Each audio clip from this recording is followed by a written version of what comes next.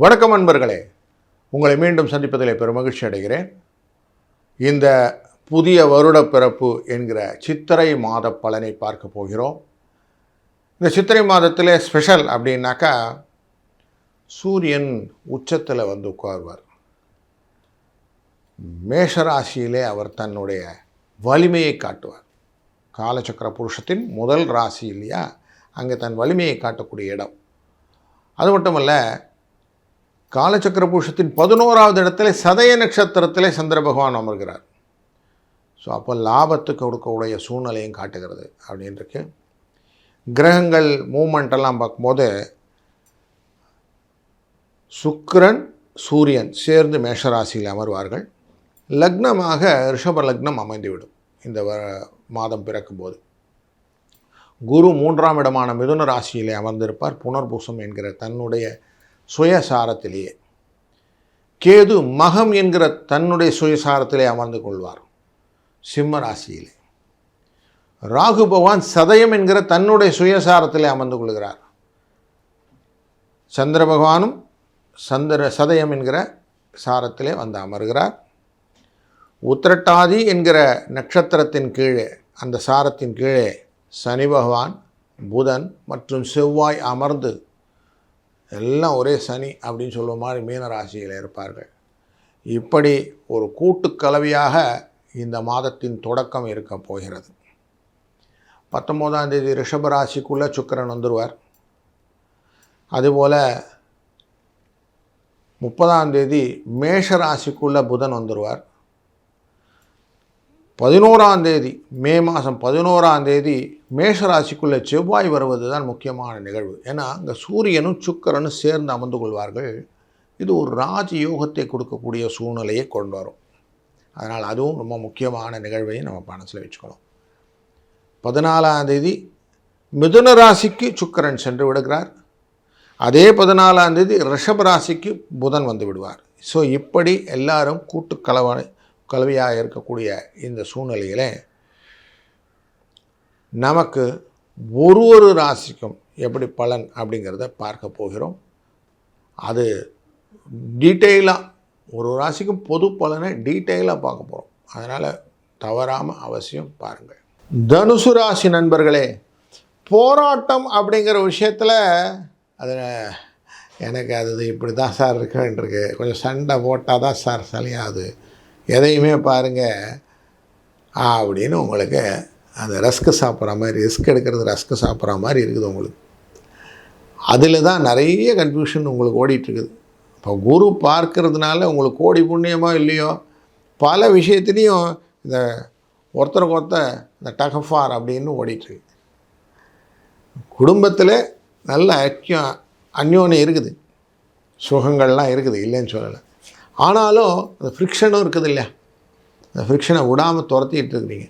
9ஆம் இடத்துக்குரிய சிம்மத்துக்குரிய இந்த சூரிய பகவான் உங்களை பஞ்சமஸ்தானத்தில் வந்து உட்கார்றார். லக்ஷ்மி ஸ்தானத்துலேருந்து லக்ஷ்மி ஸ்தானத்தான் வர்றார். அப்போது வந்து மாற்றம் என்னென்னா உச்சத்தில் வந்து உட்கார்றார். இந்த 5ஆம் இடத்துல உச்சத்தில் வந்து உட்கார்ந்தா என்னென்னா குழந்தைகளை பற்றின எண்ணம் நிறைய கொண்டு வந்து விட்டுருவார். உடல் எண்ணம், உடல் ஆரோக்கியம், சார் என் ஆசையே நிறைவேறல சார் அப்படின்னு ஒரு எண்ணம். எப்போ சார் எனக்கு பணம்லாம் வரும், ஒன்றுமே சரியாக அமையலைங்களே அப்படிங்கிற இல்லைங்கிற பாட்டு முதல்ல வந்து நிற்கும். இதுக்கான வாய்ப்புகளை நிறைய இந்த சூரியன் ஏற்படுத்தி கொடுப்பார். ஆனால் லாபத்தை போய் பார்ப்பார் அவர் பார்வை. அப்போது நீங்கள் உங்களுடைய தன்மையை மாற்றி கொண்டீங்கன்னா லாபம் உண்டுன்னு அங்கேயே சொல்லிட்டார். என்ன தன்மையை மாற்றணும்? எதையுமே வெறுன்னு அப்படி மேம்போக்க செய்யாதீங்க.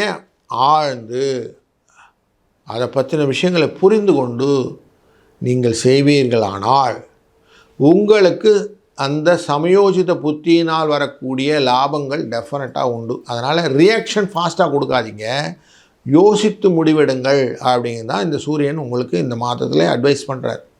பண்ணால் என்ன சொல்கிற, லாபம் வரும், வெற்றி உண்டு. ஏன்னா குரு அங்கே பார்க்குறாரு இல்லையா, அப்போ வெற்றி உண்டா? ஆமாம் உண்டு, கவலையப்படாதீங்க.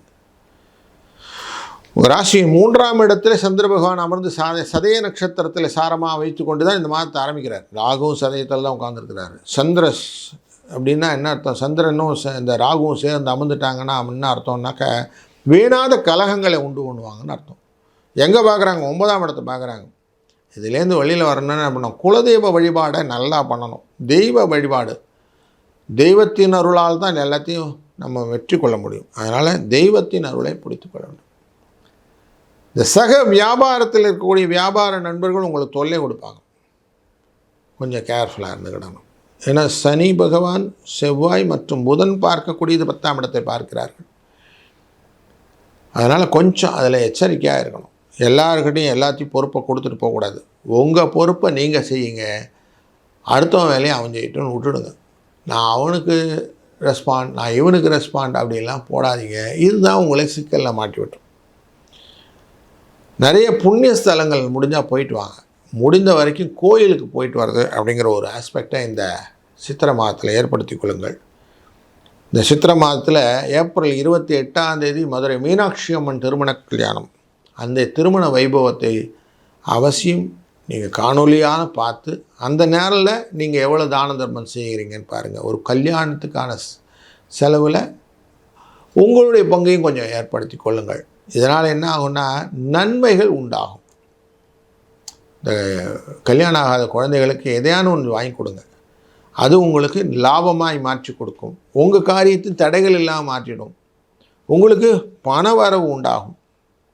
கிரெடிட் டெபிட் அப்படின்னு சொல்லக்கூடிய விஷயங்கள்லாம் மேட்ச் அவுட் ஆகிடும்.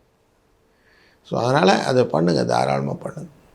வியாபாரத்தில் நல்ல முன்னேற்றங்கள் கிடைக்கும். குலதெய்வ பிரார்த்தனைகளை எவ்வளோ தூரம் சின்சியராக பண்ணுறீங்களோ அவ்வளவுக்கு அவ்வளோ உங்களுக்கு இந்த மாதத்தில் வெற்றி உண்டு. குடும்பம் தொடர்பான முடிவுகள் கலந்து ஆலோசிக்காமல் எடுப்பதனால் சிக்கல்கள் உண்டாகும். குழந்தைகள் விஷயத்தில் எக்ஸ்ட்ராவாக கொஞ்சம் நிறைய டிஸ்கஷனோடு இருக்கணும். நான் 5ஆம் இடம்ங்கிறதுல டெசிஷன் ஏரியா நிறைய இருக்குது. உங்கள் ஆசை நிராசைகள் இது எல்லாத்தையும் நீங்கள் நிறைய எதிர்பார்த்து அதுக்கேற்ற மாதிரி உங்களோட டிஸ்கஷனை வைங்க. சும்மா அப்படியே பேசணும், அது வாட்டு நடந்துட்டோம் அப்படிலாம் விடாதீங்க. உங்களுக்கான பொறுப்பை நிறுத்தி கொள்ளுங்கள். அதில் வெற்றி உங்களுக்கு கிடைக்கும். பணம் வரும், கவலைப்பட வேண்டாம். அலைச்சல் இருக்கும், ஆனாலும் லாபங்கள் உண்டு அப்படிங்கிறது தான் இந்த மாதத்தில் இருக்குது. ஆரோக்கிய குறைபாட்டுக்கான வாய்ப்பு நிறைய கண்ணில் தெரிகிறதுனால முடிந்த வரை பயணங்கள் தொடர் பயணங்களாக இருக்காமல் பார்த்துக்கிறது நல்லது. அப்படி தொடர் பயணங்களாக இருந்து தான் ஆகிறதுனால உடல்நிலையிலே அந்த குளிர்ந்த பானங்கள்னு சொல்லக்கூடிய இளநீர், நுங்கு, மோர் இதெல்லாம் அடிக்கடி பயன்படுத்திக்கணும். நிறைய நீர் சாப்பிடுங்க, தண்ணீர் சாப்பிடுங்கள். இது எல்லாமே நல்லது. இதனால் என்ன ஆகும்னா கொஞ்சம் உடம்பும் கூலாகும், மனசும் புரிதலோடு இருக்கும். அதனால் செயல்பாடுகள் உங்களுக்கு விரும்பிய மாதிரி நடக்கும். ஏன்னா மே 11க்கு அப்புறம் செவ்வாய் அங்கே வந்து உட்காந்துருவார் 5ஆம் இடத்துல. அக்னியோட அக்னி சேர்ந்து உட்காந்துரு. அக்னி நட்சத்திரம் 4ஆம் தேதி, மே 4ஆம் தேதி வேறு ஆரம்பிச்சிடும். அதனால் எல்லாம் சூட்டை கிளப்பி விட்டுரும். கொஞ்சம் கேர்ஃபுல்லாக இருங்க. இந்த அம்மை நோய்கள் அப்படின்னு சொல்லக்கூடியதும் பாதிப்பதற்கு வாய்ப்புகள் நிறைய காட்டுறது. கொஞ்சம் கேர்ஃபுல்லாக இருக்க வேண்டிய சூழ்நிலை இந்த மாதத்தில் இருக்கிறது. அதனால் கொஞ்சம் தெய்வத்தின் அருளாலே எல்லாமே பிரச்சனை இல்லாமல் நல்லபடியாக நடக்கட்டும். நல்லதே நடக்கும். வாழ்க வளத்துடன்.